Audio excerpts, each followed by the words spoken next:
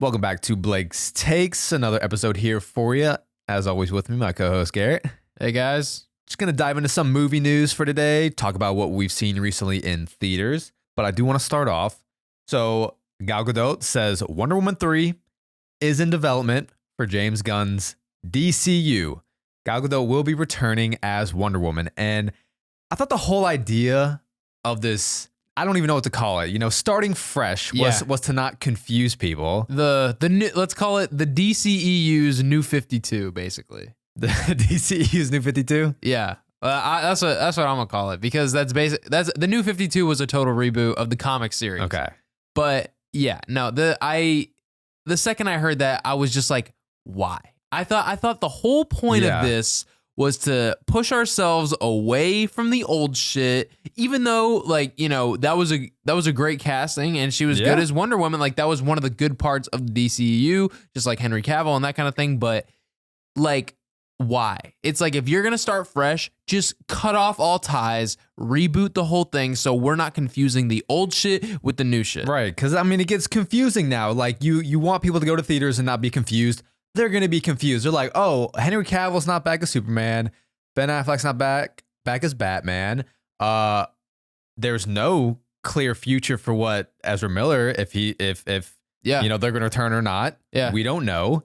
That's still up in the air. Aquaman, we have Aquaman coming out later this year.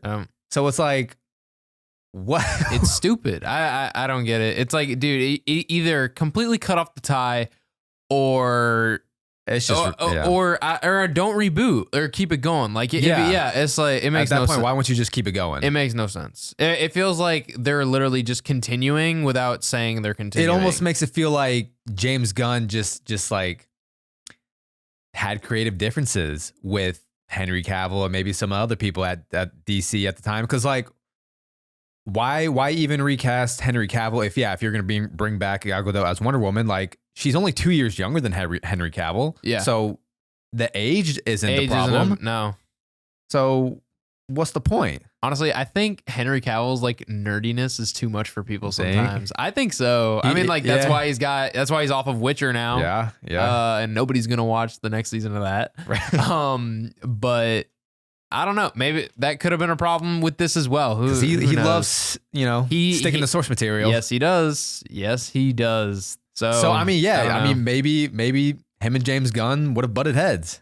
It's possible. It's very possible. Because James Gunn has his own direction and say he wanted to do something a little different from the comics, and it was too drastically different for Henry Cavill to bear. I don't know, but this decision just makes it all the more confusing now. I don't get it. I thought I had trust in James Gunn, but now things are being revealed, and I'm not having so much trust in him.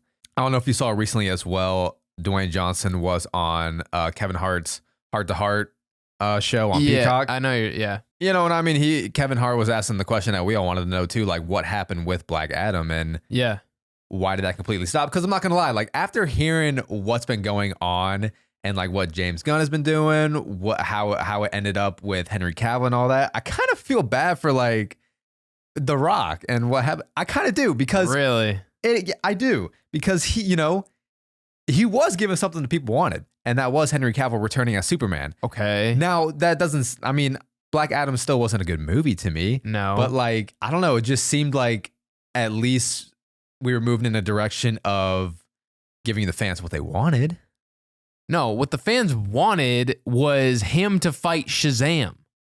That's what the fans wanted. Yes, we wanted Henry Cavill back, but Black Adam is a Shazam villain. I get that. They that. literally are from the same power set, and he refused to do it because of his fucking ego. Well, I was going to say, I don't think Shazam's a big enough character in the movie world. He wants to go up against Superman. Literally the same power set. I know it's the same power set, but it's The Rock. He wants to go up against Superman. I mean, I get that. But, okay, tell me how that's going to fucking go. When every single contract of his says he can't lose a fight. He's not going to lose a fight to Superman? What? Oh, he's got to lose. That's what I'm saying.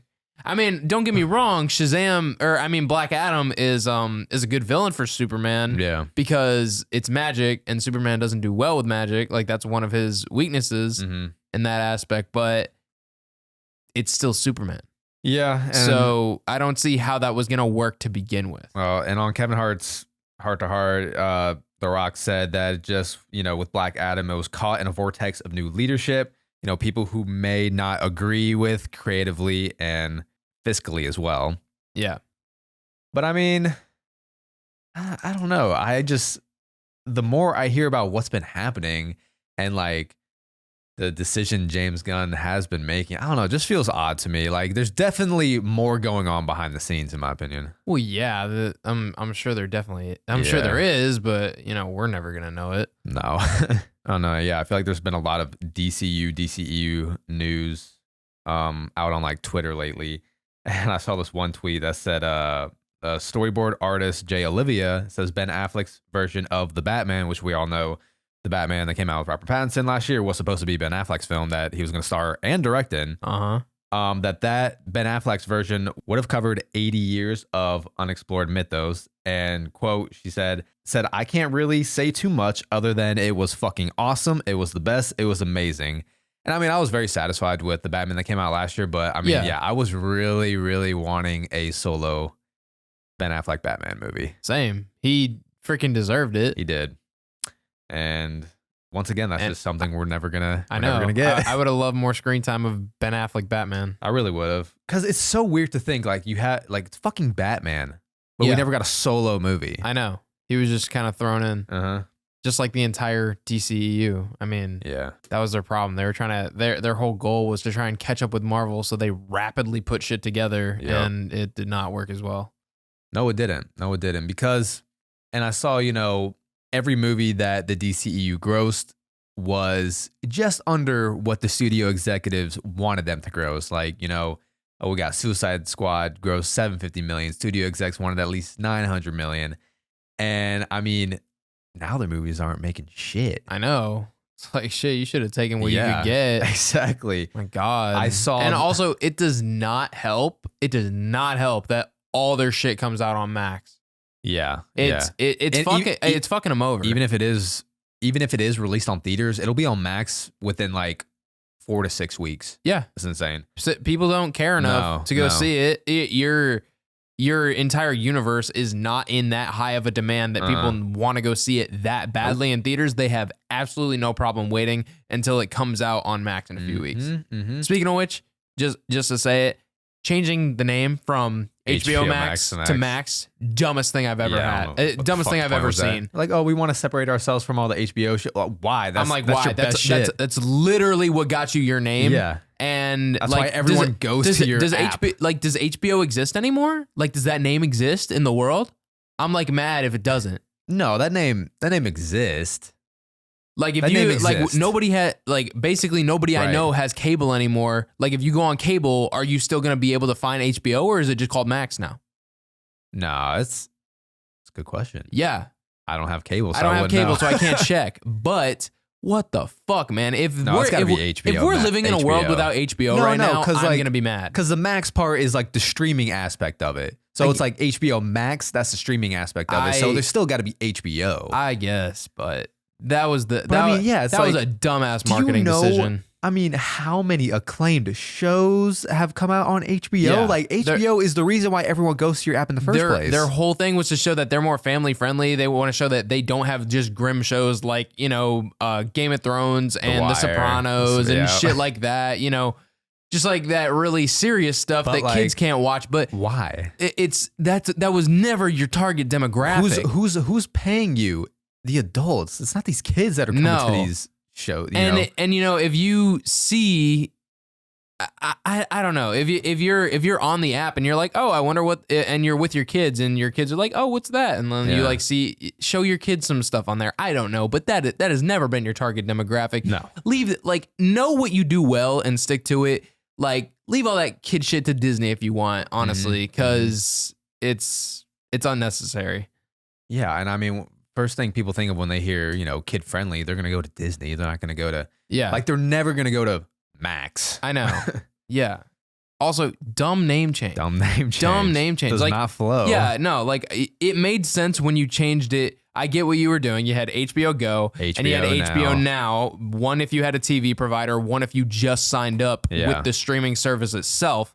And then, okay, you didn't want to have two apps anymore. Put them together. You got HBO Max now. And now you just call it Max? Weird. No, Max was like the combo of Go and Now, and then now it's just called Max. Mhm. It makes no sense. No, it does not. All right, let's get off that. All right. In other news, Christopher Nolan now has the highest number of films in the IMDb top 250 with 8, which is ahead of Martin Scorsese and Stanley Kubrick, and they have 7 each. So he's also the only director who has 4 films in the top 30 on IMDb with The Dark Knight, Inception, Interstellar, and now Oppenheimer. Wow. Could you make the case now? Is he the goated director? I was about to say, does that make him consistently better Right. than these other directors? Than any other director who's ever lived? Yeah. It's tough because obviously it's so hard to put, someone above like say Spielberg or I know our favorite's Tarantino. But I mean, you can't argue facts. those reviews and those results. Right. That's pretty crazy. So Oppenheimer made it into the top 30? Top 30 now. Yeah. Wow. Yeah. Now, I mean, that could change because it is still a relatively new film. Yeah. But like all these other movies have been out for years and have many reviews. Not going to change. Not going to change. Yeah. It's pretty crazy. That is crazy, man. We've all known that Christopher Nolan is an amazing director. There's no arguing that. Yeah, it's like, I know, but because I feel like did you put him on that tier of Scorsese and everybody else or no? You know what's funny is like I hadn't really thought about that because I feel like when people talk about go-to directors, the first instinct is going to go to Scorsese and Spielberg. Yeah. James Cameron? Or no? He's great at Hollywood blockbusters. Yeah. Yeah. But I mean, yeah, it's like I feel like people's first reaction usually isn't to go to Nolan, but now it's like, bro, Nolan's got to be in that discussion for greatest director of all time. Mm-hmm. Pretty crazy. And I mean, yeah, what quality over quantity. He only has like 12 films. Yeah. And 8 of them are in the IMDb top 250, 4 of them in the top 30. It's pretty wild. Yeah, I'd say he's doing pretty well with quality. Yeah. I mean, I don't know how we didn't bring up Quentin Tarantino in that conversation. Well, I did. Did you? Yeah. I said I know Tarantino's our favorite, and Oh, I didn't hear you say Tarantino. Yeah. No, for sure. And I mean, how many has he got? In what? The top 250. Top 250? Top 250, I'm not sure. I'm curious to see how many of his are in the top 30. Honestly, I think maybe only one of them might be in the top 30. Let me go down. Which is insane to me. You think so? I don't know. I mean, I feel like Tarantino has so many haters out there too. Like he has a very he has a very particular fan base. Yeah, it's a very unique taste. Mm-hmm. And also, we both know that Once Upon a Time in Hollywood was not received well by a lot of people, even though we love it. So, Pulp Fiction is at number 8 in the IMDb top 250, and that's it for the top 30. Wow. Trying to see how many he has in the top 250. So we got Pulp Fiction at 1. At number 8. Okay. Django Unchained at 57. Okay. There's 2. Inglourious Bastards at 72. So that's 3. Okay. God, that low, huh? I feel like he's got to have one more. Reservoir Dogs at 96. I figured Reservoir Dogs 4. I thought Reservoir had to be in there. One of the Kill Bills has got to be in there. Damn, Jurassic Park is all the way down at 145. Damn. You wearing that shit right now, too. I know, that shocks me. Kill Bill Volume 1 at 151, so there's 5. Told you. Okay. That's already more than half of his movies. Uh-huh. Okay. He's got to have one more then. Maybe. Damn, Jaws all the way at 205. Some of these are shocking me, actually. Damn. Oh, so that's going to be it. 5. Yeah. All right, so, I mean, that's a lot still. Yeah, no, that's still a lot. Quality over quantity. I mean, he's only had 9 films. Yeah. And 5 of them are in the IMDb top 250. Uh-huh. But, I mean, yeah, 4 of Nolan's are in the top 30. Yeah, that's insane. That's pretty wild. But also, speaking of movies, I feel like we've been pretty busy at the theaters lately. That's all we talk about, Blake, is movies. I gotta segue into it. I know. But no, you should say, speaking of good movies. But speaking of good movies, we have seen a few good ones in theaters lately. So, Garrett, what did you see recently in theaters? Teenage Mutant Ninja Turtles, Mutant Mayhem, baby. How'd you like it? I loved it. Is it the best? I've heard some people call it the best animated movie this year, considering Across the Spider-Verse came out as well. Nah. Okay. So it ain't beating Across the Spider-Verse. Right. There's no way. But it was very good. Yeah. And animation style honestly, it seemed very Into the Spider-Verse inspired. I heard from people who worked on it that said, Into the Spider-Verse kind of paved the way for movies like Teenage Mutant Ninja Turtle to exist. Mm-hmm. No, I like the style a lot. Honestly, it was kind of cool. It was very asymmetrical shaping for like everything. And I kind of liked how they did this. So like the turtles themselves, they were probably the most visually pleasing like characters and people that you see compared to all the humans. Like the humans were kind of like ugly looking. Really? Yeah, but I think they did that on purpose because like because the entire time they're talking about part of the character. Well, yeah. Like I think it's like showing how the turtles are actually like good in character and everything like that, because the entire time they're like so fearful of the human world, because like every time that they've gone out there, they've been like, basically spit upon, and like they've lived in the sewers in fear of showing their faces. So yeah, I think there was definitely a little message behind that. Some of the things that definitely made me love this movie. I loved that they did the group recording. If you hear Seth Rogen talk about how they recorded as a group and not individually, like how some of these animation films get done, because it leaves a lot of room for improvisation, and it literally just sounded like just kids like hanging out doing random shit. Like it was great. I would say of the turtles, Raphael was probably my favorite. Really? Dude, Raphael was funny in this because like everybody knows him as like this angry, brooding kind of guy. But in this one, it's like he was just discovering his rage and his love for violence. So he was just like so amazed at the fact, like, wow, I can beat people up and get cheered on for it. Like, I don't know. It was kind of funny. Do you remember playing those Teenage Mutant Ninja Turtle games as a kid? Like on Game Boy, or I forget what it was. I'm trying to think. Or like PlayStation. Not really, honestly. No. Oh, I do. I'm trying to think who I played with as the most. I want to say I played with Donatello the most. He had that range. Now you remember? Yes. That just clicked. He had that range with that stick. Yes. And I think next I probably went I went Raphael next. The action scenes with the turtles were really good. It was like they were clumsy, still learning how to fight, but they still managed to get the job done. And honestly, half of it seemed like it was skill. The other half seemed like it was pure luck. It's almost kind of like how Miles was in the first Into the Spider-Verse. Yeah, no, like they were like stumbling and running into random stuff, but like it managed to work out in the fight. It was pretty cool. I loved how self-aware it was. Okay. So and what I mean by that is so like when they do the first intro, they show like Leo, he's like, we're on a mission and we have to use stealth and speed. And like he was giving like this whole leadership whatever speech in the beginning, and then they all called him out for it. They were like, dude, why are you so brooding all the time? Like I think they showed that in the trailer. They were like getting on Leo for like being so leaderish, and like it just was, and it was unnecessary too, because their mission was literally to go get groceries for the sewer. And then also there was a point in the movie where there's this big machine with the mutagen, like they were using mutagen, and it falls into the ocean when they're destroying it.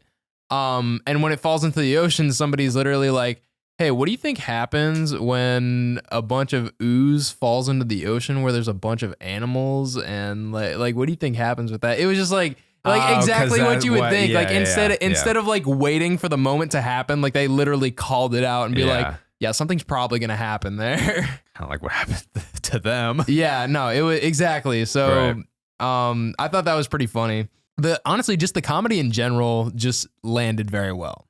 And like the physical comedy was good. The pop culture references were funny. Yeah. And again, I think that's like also part of the improvisation, because it was like actual, teenagers who were doing these voiceovers. So they were just saying whatever came to their head. And I think they just said it and like got permission afterwards, basically. I know when people see these kind of movies like Spider-Verse and Teenage Mutant Ninja Turtles, everyone's like probably turned off at first because they think it's a kid's movies, but it's like, there's something there for everybody. I honestly, I feel like every kids movie or, kids movie that's made these days is genuinely made for everybody. And it's just a fun, enjoyable film to watch. So how many stars would you give it out of 5? Or do you like to do the 10 rating? I out of do, 10? You like that out of but I mean, 10? I'll go stars just because we're, you use Letterboxd and whatnot. I want to go like 4. I'll go 4 stars. Okay. Almost 4.5, but maybe not quite there. I'll go 4. I mean, that's still very good. Yeah, I'll give it 4 stars. All right. So second best animated movie of the year, which is high praise because first one, Across the Spider-Verse. Wait, hold on real quick though. I did want to say Ice Cube as Superfly was great. I did see that casting. Yeah. Ice Cube was great as Superfly. And the music choice was really good too. Okay. So Blake, what have you seen in theaters lately? I saw the new horror movie Talk to Me. Very good.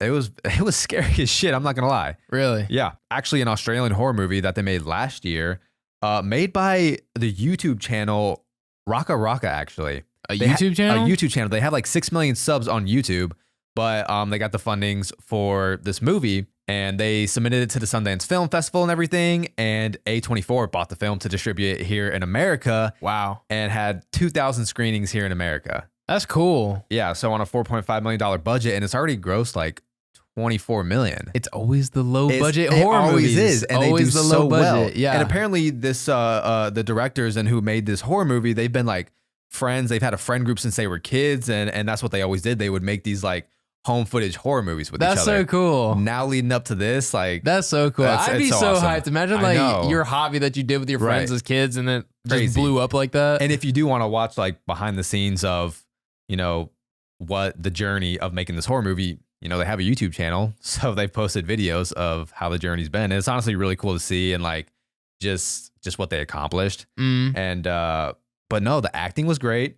It's kind of like a Ouija plot, like a Ouija board plot. Yeah. So I mean, we've seen that before, but they did it in a very like tasteful way, kind of a new original way with how they wanted to present that plot. But acting was amazing. So I'm sure we're gonna start hearing those actors' names a lot more in future films. And honestly, like, it wasn't even the jump scares that made it so scary. It was just those unsettling images. And there's this one scene in particular towards the end of the movie. And if you've seen it, you probably know what I'm talking about. It just made me feel so unsettled in a good way. I mean, what was it about? Like, what's just the general premise? I don't even know. So the premise is there's a hand, right? A hand statue, and there's some lore behind the hand. Yeah. But basically, this group of high schoolers, they have this hand and they bring it to parties. And what you do is they get strapped into chair, and you stick out your hand, you hold the hand, and you say, "Talk to me," and a spirit will show up across from you. Mm-hmm. And then you got to say, and then they say, "I let you in," and then the spirit possesses them, and you can only have the spirit possess you for 90 seconds in order for you to be safe, right? Mm-hmm. At 90 seconds, they gotta, stop the ritual, blow out the candle, get your hand off of it. But if it passes 90 seconds, you could be in some trouble. So it is very interesting. I'm not gonna go. And I'm assuming they're high schoolers that thought it was like a whole joke. Right. No, yeah. It's funny because, they have scenes where, everyone's recording this with their phones, posting it on Snapchat. Everyone's like, "Oh, I want to do it. I want to do it." Yeah. Slippery slope. Shouldn't be fucking around. No, don't fuck around with spirits, man. But I thought the music was good too. And if you do watch some of their YouTube videos, you can see where the inspiration for their music choices came from. And just like their taste in music. But I mean, it's really cool to like see the success this movie is having. They said when it premiered at Sundance as well, they had directors like Jordan Peele reaching out to them, saying how they wanted to watch the film. Even directors like Steven Spielberg, Stephen King wanted to watch the film. So it's got to be a good feeling. That'd feel amazing. Yeah. It's a shorter horror movie. I think it's an hour and 36 minutes. So I mean, I think honestly, I don't think horror movies need. They've never been like long affairs. Like I would say that's average length for a horror movie. Yeah, definitely. And I mean, because of it being that length, I feel like some things were kind of washed over. Yeah. I mean, it's fine because you don't have that much time. Mm-hmm. But I think for how long it was, I thought the pacing was done really well. It was fucking scary. It was fucking scary. I'd probably say that's the scariest movie I've seen in a while. When I was looking over horror movies before I came over here, I just kept looking at names, and I'm like, damn, I need to see that. Damn, I need to see that. You got to get on the horror movies, man. I know. I really do. We got a lot of horror movies to get through. So we got spooky season coming up, man. I know. I got to prep. You do. There's going to be a lot of horror movie content. Yes, there will be. I'll need to have a whole nother list just for horror movies. So yeah, talk to me.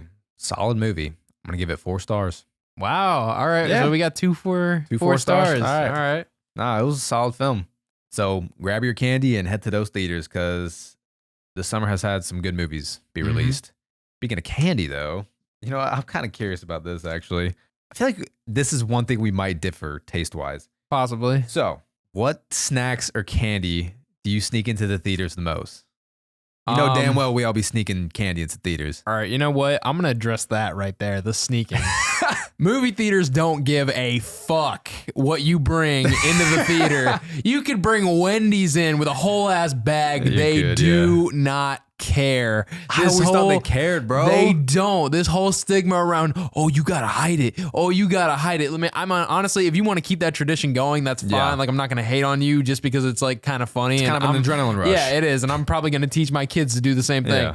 But they do not care. Just bring your shit in. No one will say a word to you. What was it? I think, what did Sable bring in one time? Our friend brought in like a whole pub sub or something, bro. Yeah. They could not care less. Nobody's going to say, wait, no, you can't go in with that. No one will say, they do not get paid enough. Movie theater workers, I'm pretty sure most of them hate their job. Yeah. I almost worked at a movie theater. Yeah, you did. I did. Thank and God. they said, minimum wage is like $8 an hour. I'm like, yeah. Fuck me, bro. Thank God you didn't do that. Can't pay my bills with that. So please, ain't gonna cut it. Please be nice to movie theater employees. Yeah, they deal with enough shit. Yeah.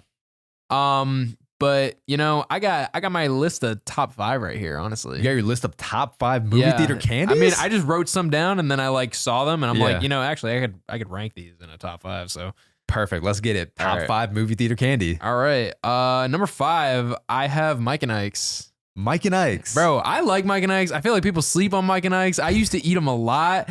Believe me, I'm not gonna sit here and Where's say. Where's your boyfriend at? He get you Mike and Ike's? You like Mike and Ike's? I'm not gonna sit here and tell you they're the best candy in the world. All I'm gonna say is show them some respect because I like them. At number 4, I have lemon heads. I love me some lemon heads. I haven't heard about lemon heads in a minute. Dude, I love me some lemon heads. I mean, I love sour candy, but lemon heads be tearing the fuck out of the roof of your mouth. Oh, I know. And number 3 isn't much better with sour Skittles. No pain, no gain. No pain, no gain. Because, both of those candies will destroy the shit out of the roof of your mouth. Yeah. But they are good movie. They are good movie candy. Hey. At number 2, I have Nerds / Nerds gummies. The nerd clusters? Yeah, the nerd clusters. Yeah, okay. So I love me some Nerds. You know what's funny? You be sneaking in Nerds a lot to the theaters. They're always so goddamn loud. Are they that loud? They're loud, man. Whatever, they're good. You know what's funny story? True you story. Eat them during the action sequences. True story. I went and saw the first Quiet Place in 2018. I brought Nerds. You idiot. I know. That is the worst movie for that. It's the absolute worst.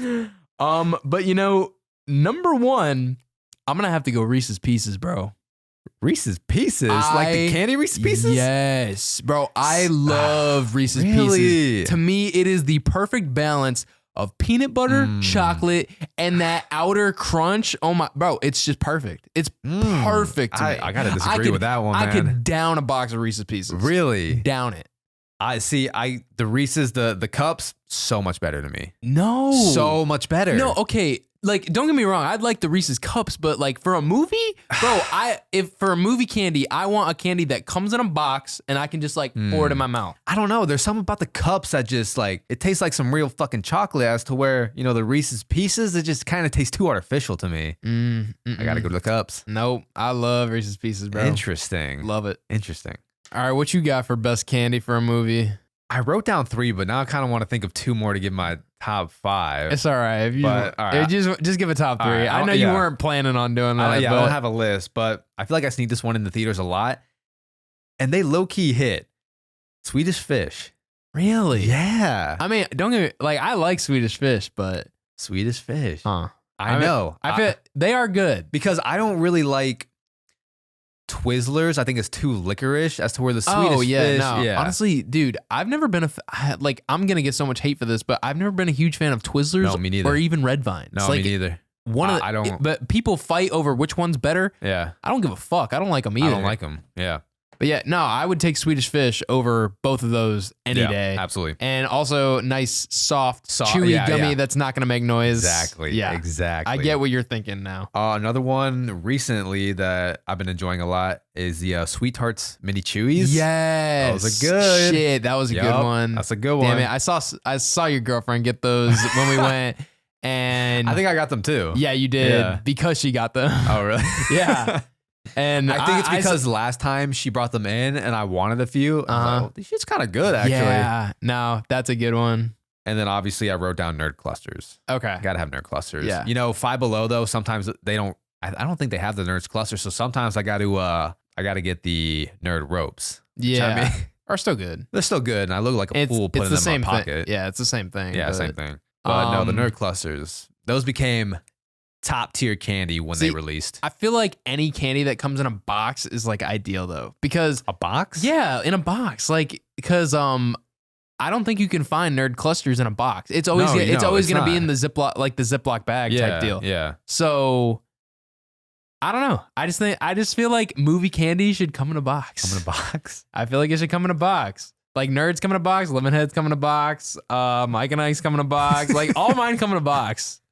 Actually, I think Sour Skittles come in a box, but they're normally wrapped up in a plastic bag. On the inside, you get less candy because otherwise, like the sour shit would go everywhere. Right? Yeah. So, yeah, you're really putting yourself through the ringer with Lemonheads and Sour Skittles. Well, I mean, I don't eat them on the same day. Yeah, that'd be psychotic. Yeah, I'd be hurting. Yeah. That's what we sneak into theaters, but I guess apparently to Garrett, you don't have to sneak anymore. They don't give a fuck. They don't. My whole life, I thought you had to sneak candy into the theaters. They don't care. I literally brought a Monster and like my candy in my bare hand. Like no, like I didn't put it in my pocket or anything. Nobody said a word. Bring a Monster. Yeah. Was that for Oppenheimer though? Yeah. See, do you think though because it was just so busy, they were like, I don't give a fuck? Like, what if you went and did that on a dead day? I've walked into Regal. They didn't even scan my ticket. Yeah, I had to look for people to come scan my ticket. Today when I went to see, I saw Teenage Mutant Ninja Turtles today, and when I went, somebody actually approached me and said, "Hey, what do you like? How you guys doing?" Yeah. Came up and scanned me. I was like, but honestly, some days I walk in there, I'm like, why'd I even buy a ticket? Right. Like, cause on a freaking Monday, middle of the day, it's gonna be dead. You could pick any seat in there, and I guarantee you, it's not bought. When I went and saw Talk to Me, I honestly I was just being a good person. I waited around to get my ticket stand. I could have easily just walked to the side, but I was like, you know what, let me get my ticket stand. So no, the one day when they didn't scan my thing, like I mean, I would have waited, I would have, but I was running late. I'm like, I'm not gonna miss a movie because I can't find a fucking employee. I'm running, like I'm going to the movie. I know I paid for it. Fuck you guys. Well, a lot of good movies in theaters right now. Oh my God, wait, when we were talking about, I forgot to bring this up earlier when we were talking about DC not making any money. You know what I saw too on Twitter? The Meg 2 made more money opening weekend than The Flash did opening weekend. That's despicable. Right? That's despicable. You should give up as a superhero movie company if that happens. The fucking Meg 2. The Meg 2. The movie that I didn't even understand that was made in the first place. Right. The sequel to that. The sequel. Beat one of the biggest comic book heroes in history. Yeah. That is ridiculous. Yeah. That should not happen. That should say something about your company. Oh my God. The fucking Meg 2, the movie that started out with a 0% on Rotten Tomatoes. It's at like 22% right now, something like that. But wow. That grossed more than your movie opening weekend. That's crazy. That's disgusting. Another just recent, Well, what's the goal here with the DCU? Because the goal is to make money. They just fucking suck at it. They're not gonna make money because they're just confusing the shit out of people now. Now that you want to keep some people but recast other people. Yeah. So let's keep confusing people. Yeah. Oh man. Plus all the behind the scenes shit that went on with that movie as well. There's so much drama. Oh my God. You know what's crazy too is the director of The Flash 2 is going to direct the DCU Batman movie now. So it's like usually when a director makes a movie that flops, doesn't make you money, isn't very critically acclaimed. Now, I know we still enjoyed it, but still wasn't critically acclaimed. Usually that doesn't land you other jobs. No. But he will be directing the DCU Batman. I don't know. We'll see how it goes. Like, Andy Muschietti directed the It movies, which fucking love those movies. Those gross a shit ton of money too for being rated R films as well. So I mean, you can't win them all, but I'm curious to see how that'll go. DC seems to be losing them all. So yeah, they're losing a lot. But all right, guys, that's gonna do it for this episode. Thanks for sticking around, listening to entertainment news and our favorite candies are bringing to theaters. What we got coming up? Blue Beetle. God, that's coming out soon. Yeah, I mean, I'm looking forward to it, honestly, even though all the shit we just talked about the DCU, right. But yep. You know, I'm sure they'll find a way to mess it up. So. Yeah, probably. And we're gonna be coming up on spooky season soon, guys. I mean, give it a month. We're gonna start having some more horror movie content. I'm excited for that. Yeah. But all right, guys, that's gonna do it for this episode. Always with me, my co-host Garrett, and we will see you guys next time on Blake's Takes. See you guys.